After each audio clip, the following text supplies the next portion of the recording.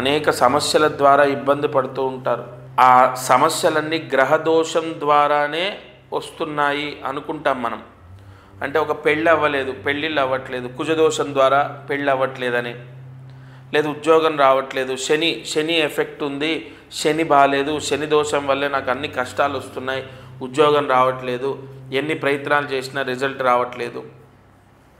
ఇలా మన జాతక దోషంలోనే ఎఫెక్ట్ ఉంది, దానివల్లే మనకేం కలిసి రావట్లేదు అనుకుంటారు. అది అబద్ధం.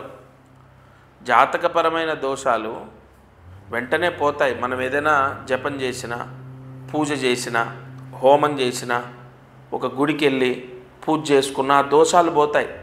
మరి అయినా కూడా మన కష్టాలు ఎందుకు తీరట్లేదు? జపం చేశాం, పూజలు చేశాం, హోమాలు చేశాం, అన్నీ చేయించాం, అయినా మా అమ్మాయికి పెళ్ళి అవ్వట్లే, లేదా మా అబ్బాయికి పెళ్ళి అవ్వట్లే. ఎందుకు? మరి క్వశ్చన్ మార్క్ వేసుకోండి మీరు. ఇక్కడ పితృదోషాలు, పితృశాపాలు ఉంటాయి. ఈ పితృదోషాలు, పితృశాపాలు అనగానే మనం పిండ ప్రదానాలు చేస్తూ ఉంటాం. ప్రతి సంవత్సరం కర్మ బాగానే చేస్తున్నాము, అయినా దోషం ఉందంటారా? ఇక్కడ పితృదోషాలంటే ఒక కర్మ చెయ్యకపోతే వచ్చేవి కాదండి. కొంతమంది ఏమంటారంటే మా బావగారున్న మావారే చితి ముట్టించారు, కార్యక్రమాలన్నీ మావారే చేశారు.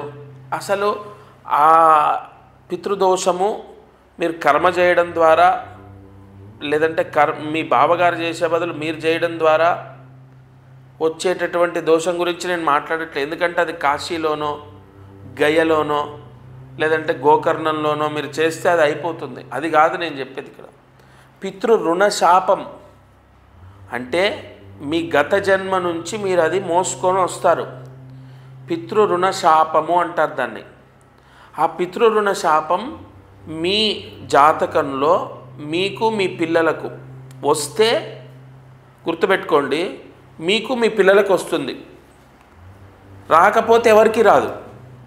అందుకే మీరు చూడండి, అందరికీ ఏదో ఒక చికాకు, ఆరోగ్యాలు బాగాలేకపోవడం, ఉద్యోగాలు రాకపోవడం, సరిగా చదువులు లేకపోవడం, డబ్బు నిలవకపోవడం, ఆర్థిక ఇబ్బందులు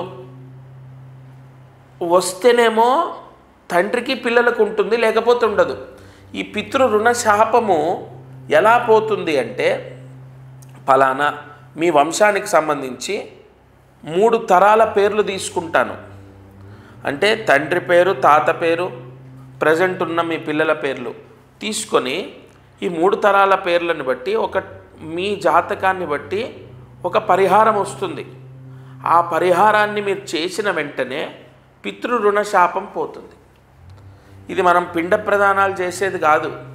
పిండ ప్రదానం అంటే మనం పెద్దలకు సరిగా బియ్యాలు ఇవ్వకపోవడం, పెద్దలకు సరిగా శ్రాద్ధం పెట్టకపోవడం, పెద్దలకు సరిగా పితృకర్మ చేయకపోవడం వల్ల వస్తుంది. అది కాదు.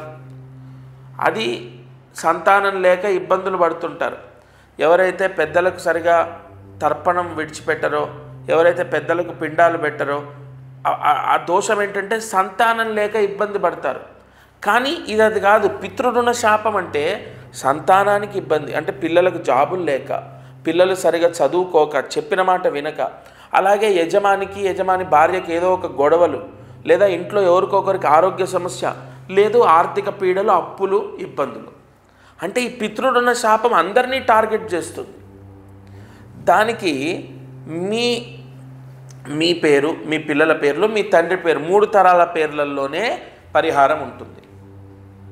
కాబట్టి మీకు వచ్చే సమస్యలు ఒక జాతక దోషం వల్లే అని మీరు అనుకోవడానికి లేదు. ఇప్పుడు ఉద్యోగం రాకపోతే ప్రస్తుతము మీకు శని దశ నడుస్తోంది, అందువల్లే మీకు సరైన ఉద్యోగం లేదు, సరిగా డబ్బులు రావట్లేదు, చేతిలో డబ్బులు నిలబడట్లేదు అని మనం జాతకంలో తెలుసుకున్నాం. ఆ శనికి జపం చేయించాం. మరి అయినా కూడా ఎందుకు మన కష్టం విడిచిపెట్టట్లే? ఒకసారి మీరు ఆలోచించండి.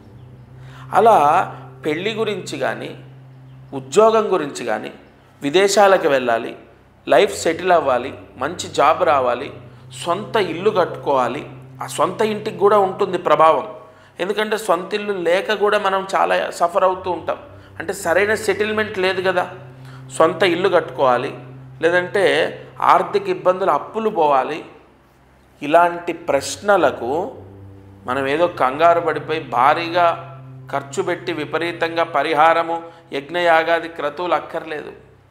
మీ 3 తరాల పేర్ల ద్వారా మీకు పూర్తిగా పితృరుణ శాపం ఉంటే ఆ పితృరుణ శాపం పోయే పరిహారం ఇచ్చేస్తాను.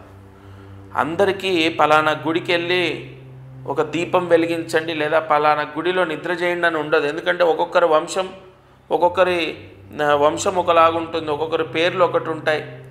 వాళ్ళ వంశాన్ని బట్టి వాళ్ళ 3 తరాలను బట్టి మీరు ఏ పరిహారం చేసుకుంటే పితృరుణ శాపం పోతుంది అన్నది నేను స్వయంగా మీతో మాట్లాడతాను. అంటే ఫోన్లో మీరు అపాయింట్మెంట్ తీసుకున్న ఫోన్లో మాట్లాడతాను, లేదా డైరెక్ట్ అపాయింట్మెంట్ తీసుకుంటే డైరెక్ట్ కలుస్తాను, మీకు అన్నీ చెప్తాను. ఇది అయిపోయిందా? అసలు ఈ పితృరుణ శాపం పోయిన తర్వాత ఎంత బాగా కలిసి వస్తుందంటే, అంటే నేను లైవ్లో ఖచ్చితంగా స్వామి అనుగ్రహంతో నేను ఎంతోమంది కుటుంబాలను చూస్తున్నాను. ఇవాళ పితృరుణ శాపం పోతే మీ జీవితం, మీ పిల్లల జీవితం చాలా ఆనందంగా ఉంటుంది. ఒక సెక్యూర్ జాబు, చాలా పెద్ద పోస్టు, గవర్నమెంట్ జాబులో ఉన్న వ్యక్తి ఇవాళ అధోగతి పొంది ఎంతో ఇబ్బందులు అనుభవిస్తున్నాడు. అది చెక్ చేస్తే అంటే ఆయన పాపం మంచి పరిచయాలు ఉంటాయి, పెద్ద పోస్టు కదా, ఎంతోమంది జ్యోతిష్కుల దగ్గరికి వెళ్ళారు. జాతకపరంగా శని దోషం, కుజ దోషం, రాహు బాలేదు, అది ఇదని పూజలు చేస్తున్నారు కానీ రిజల్ట్ లేదు. సరే ఎవరో చెప్పారు, ఈయన సిద్ధాంత్ గారు ఇలా టీవీలో వస్తారు, మీరు వెళ్ళండి, కన్ఫామ్ పితృరుణ శాపం, ఇగో పలానా మీ అమ్మాయికి డివోర్స్ అయిందా? ఆయన షాక్ అయ్యారు, అక్కడ ఆశ్చర్యపోయారు. ఎస్ అవునండి డైవర్స్ అయింది, తను ఇప్పుడు యుఎస్లో ఉంటున్నారు, ఇంకొక మ్యారేజ్ చేయాలి. సరే అమ్మాయి తర్వాత చూద్దాం, మీకు మాత్రం పితృరుణ శాపం ఉంది, అందుకే అమ్మాయికి డివోర్స్ అయింది. అలాగే మీరు ఇవాళ ఉద్యోగం ఇబ్బందుల్లో పడిపోవడానికి, మీరు ఈ స్థితికి రావడానికి కారణం అదే, రెమెడీ ఇది చేసుకోండి అని చెప్పాను. కాబట్టి తప్పకుండా మీ జాతకంలో మీకు అంటే మీ 3 తరాల పేర్లు తీసుకొని మీకు ఏం చేస్తే మంచిది అన్నది నేను మీ జాతకాన్ని చూసి చెప్తాను.